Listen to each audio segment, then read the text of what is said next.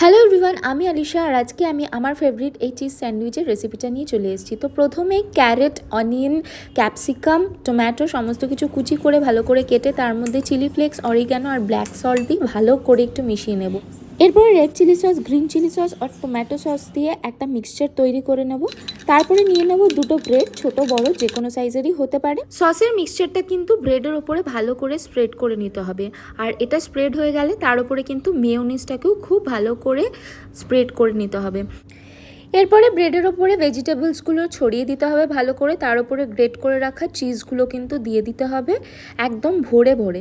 আর তারপরে একটা ফ্রাই প্যানের মধ্যে এরকমভাবে বাটারটাকে স্প্রেড করে কিন্তু 3 থেকে 4 মিনিটের জন্য লো ফ্লেমে এরকমভাবে ব্রেডগুলো রেখে ঢেকে দিতে হবে। 3 মিনিট পরে লিডটা সরালেই দেখতে পাবে একটা thin crust pizza base cheese sandwich একদম রেডি হয়ে গেছে। বাড়িতে ট্রাই করে কমেন্টে জানিও কেমন লাগলো।